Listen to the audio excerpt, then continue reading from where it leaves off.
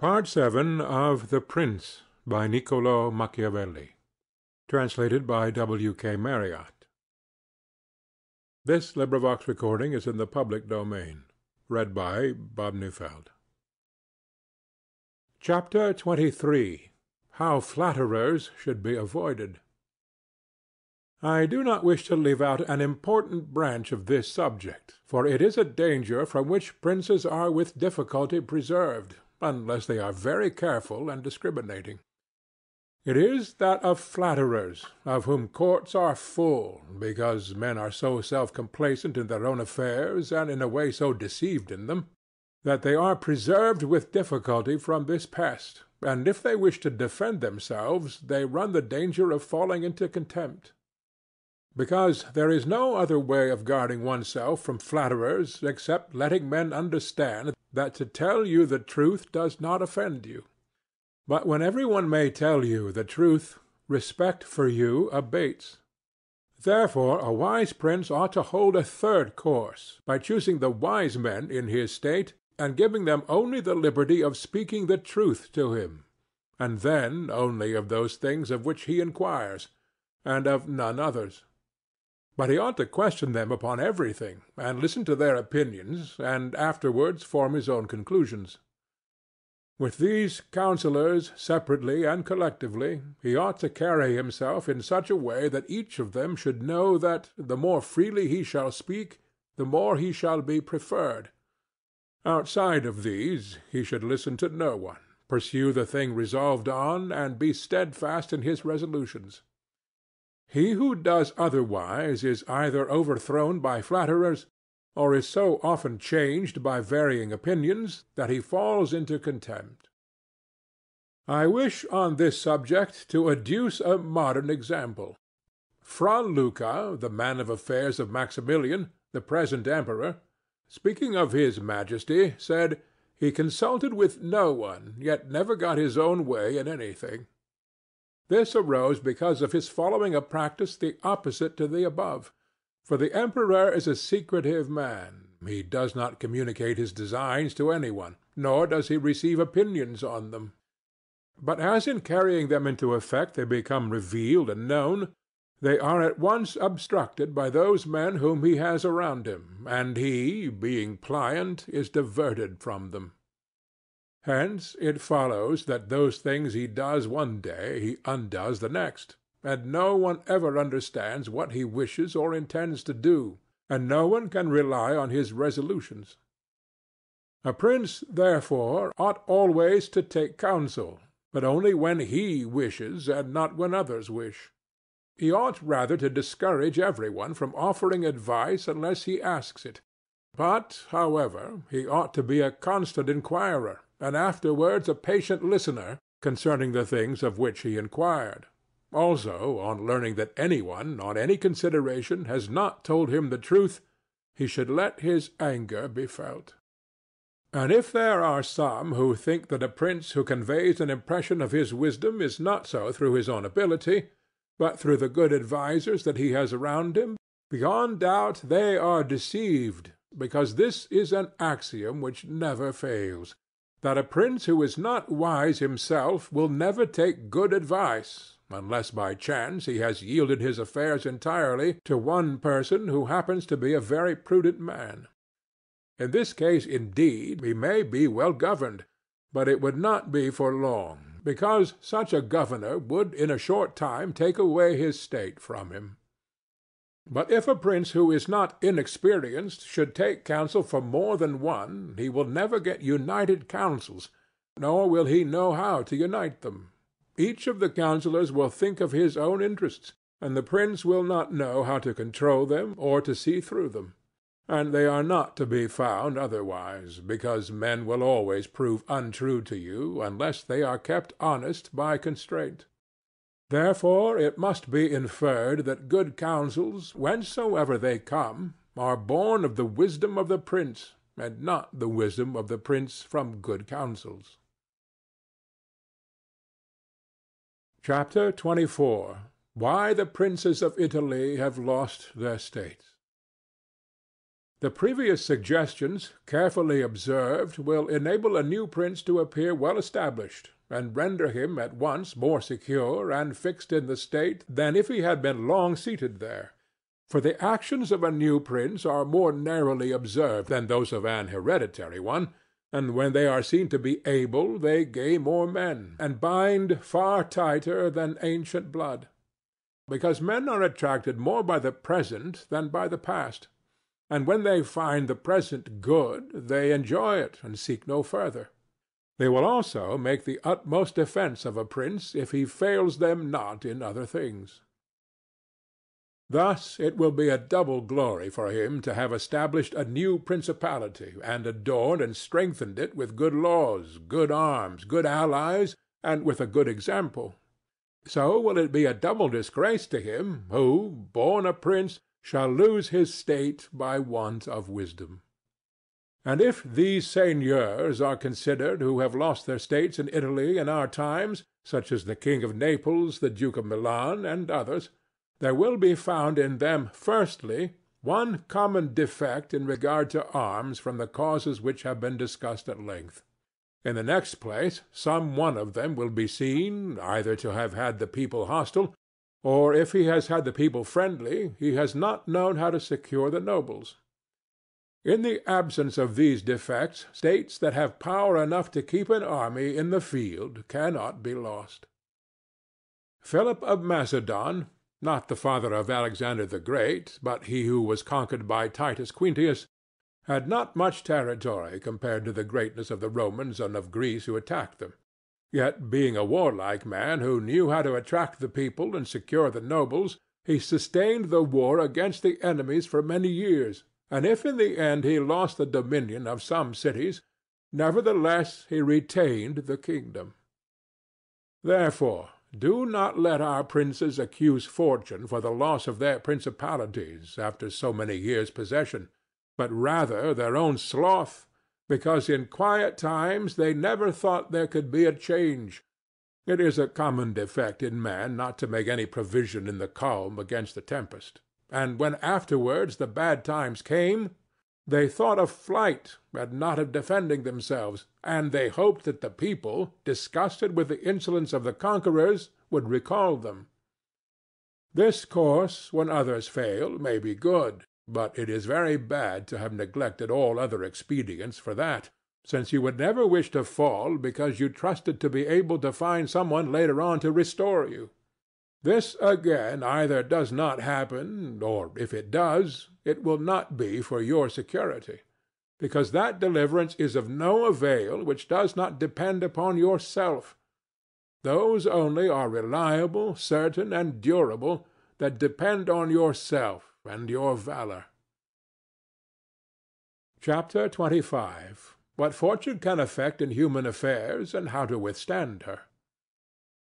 It is not unknown to me how many men have had, and still have, the opinion that the affairs of the world are in such wise governed by fortune and by God that men with their wisdom cannot direct them, and that no one can even help them. And because of this, they would have us believe that it is not necessary to labor much in affairs, but to let chance govern them. This opinion has been more credited in our times because of the great changes in affairs which have been seen, and may still be seen, every day, beyond all human conjecture. Sometimes, pondering over this, I am in some degree inclined to their opinion.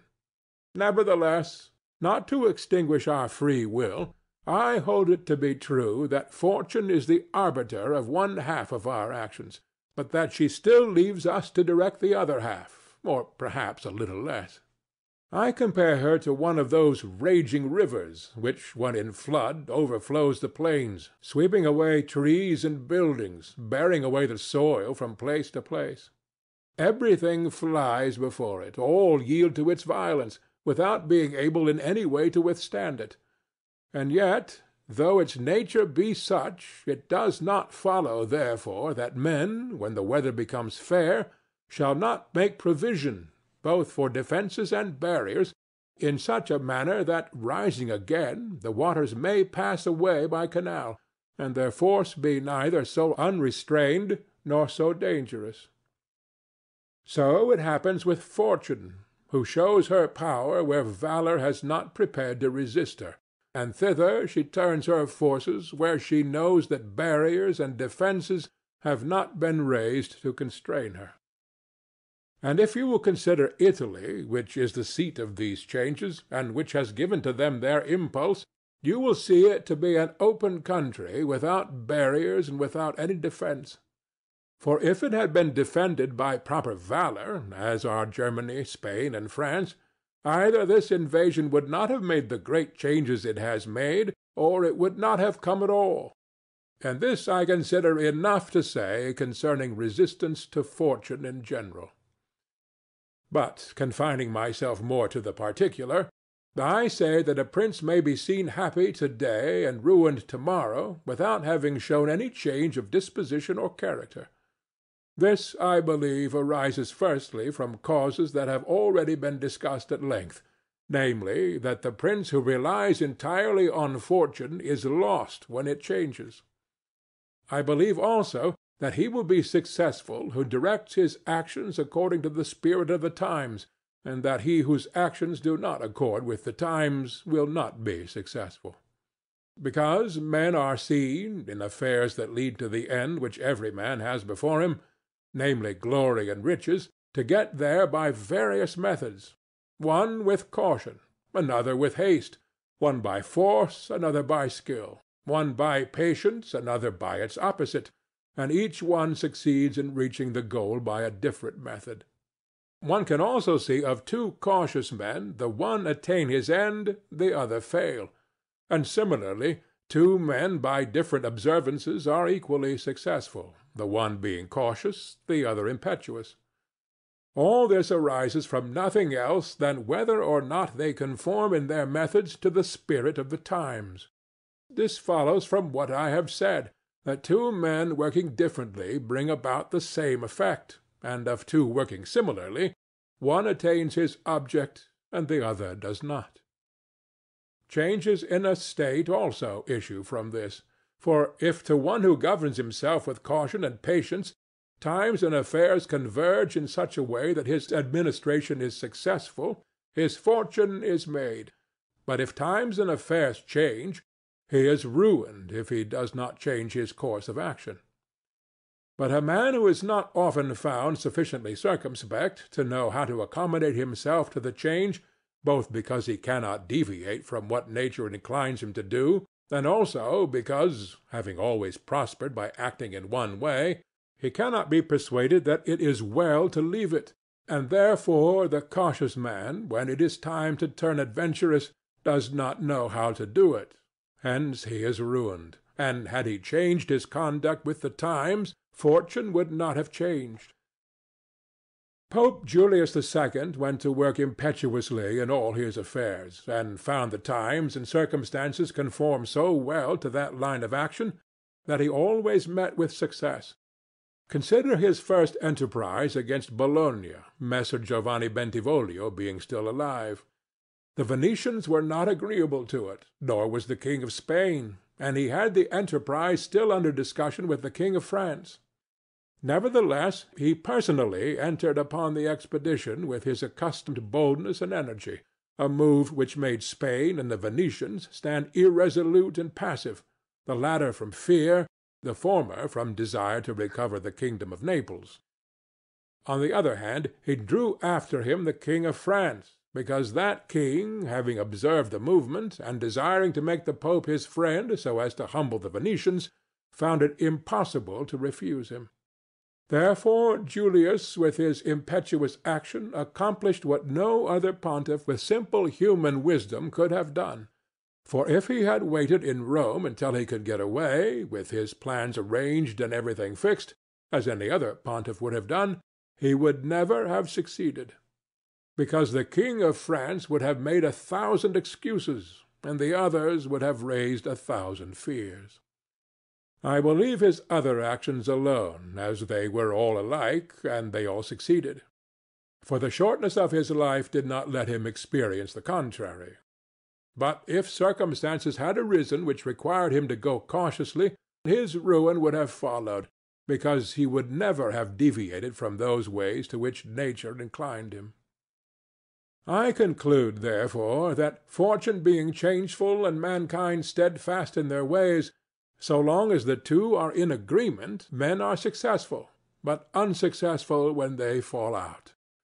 For my part, I consider that it is better to be adventurous than cautious, because fortune is a woman, and if you wish to keep her under, it is necessary to beat and ill-use her, and it is seen that she allows herself to be mastered by the adventurous rather than by those who go to work more coldly. She is, therefore, always womanlike, a lover of young men, because they are less cautious, more violent, and with more audacity command her. Chapter 26. An exhortation to liberate Italy from the barbarians. Having carefully considered the subject of the above discourses, and wondering within myself whether the present times were propitious to a new prince, and whether there are elements that would give an opportunity to a wise and virtuous one to introduce a new order of things which would do honor to him and good to the people of this country, it appears to me that so many things concur to favor a new prince that I never knew a time more fit than the present. And if, as I said, it was necessary that the people of Israel should be captive so as to make manifest the ability of Moses, that the Persians should be oppressed by the Medes so as to discover the greatness of the soul of Cyrus, and that the Athenians should be dispersed to illustrate the capabilities of Theseus, then at the present time, in order to discover the virtue of an Italian spirit, it was necessary that Italy should be reduced to the extremity that she is now in, that she should be more enslaved than the Hebrews, more oppressed than the Persians, more scattered than the Athenians, without head, without order, beaten, despoiled, torn, overrun, and to have endured every kind of desolation. Although lately some spark may have been shown by one, which made us think he was ordained by God for our redemption, nevertheless it was afterwards seen, in the height of his career, that fortune rejected him, so that Italy, left as without life, waits for him who shall yet heal her wounds and put an end to the ravaging and plundering of Lombardy, to the swindling and taxing of the kingdom and of Tuscany, and cleanse those sores that for long have festered. It is seen how she entreats God to send some one who shall deliver her from these wrongs and barbarous insolencies. It is seen also that she is ready and willing to follow a banner, if only some one will raise it.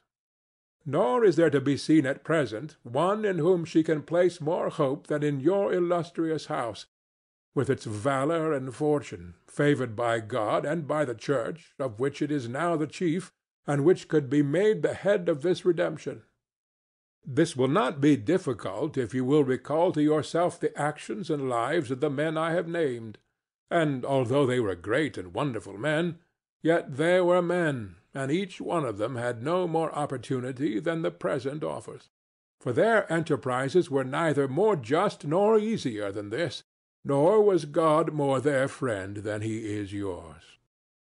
With us there is great justice, because that war is just which is necessary, and arms are hallowed when there is no other hope but in them.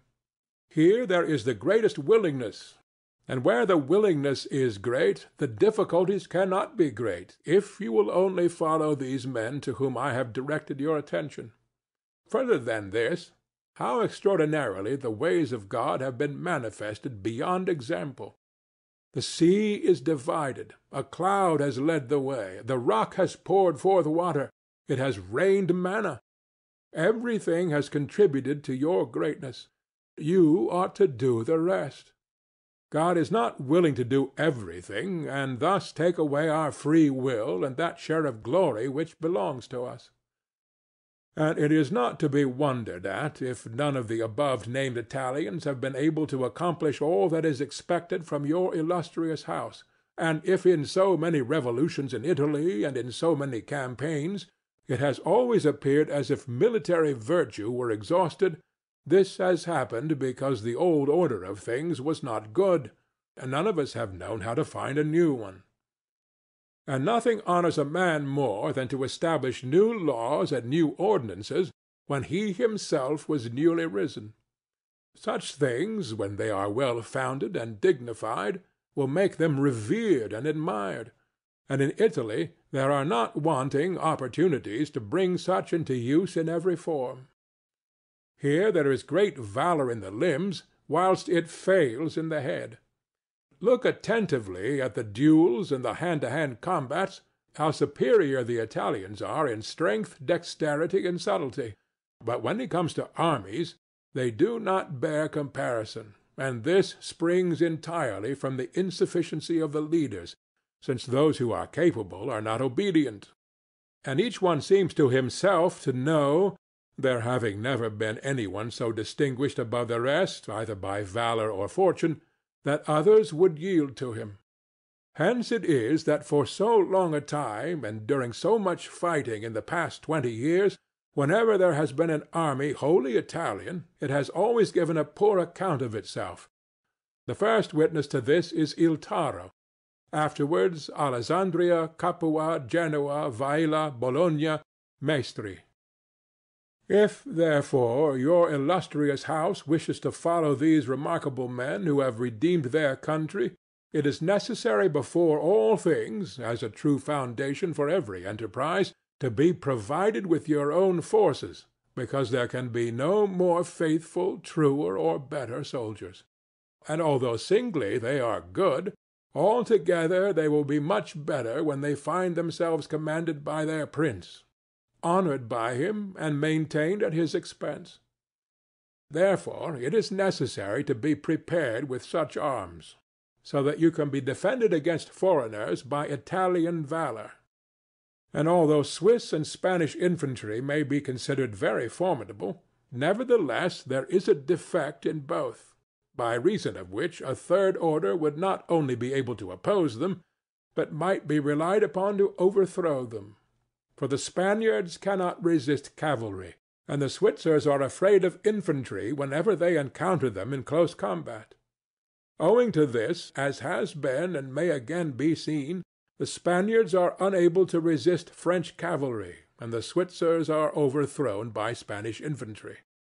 And although a complete proof of this latter cannot be shown, nevertheless there was some evidence of it at the battle of Ravenna, when the Spanish infantry were confronted by German battalions, who followed the same tactics as the Swiss.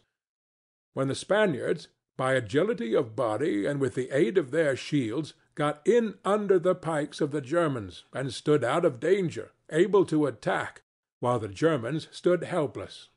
And if the cavalry had not dashed up, all would have been over with them.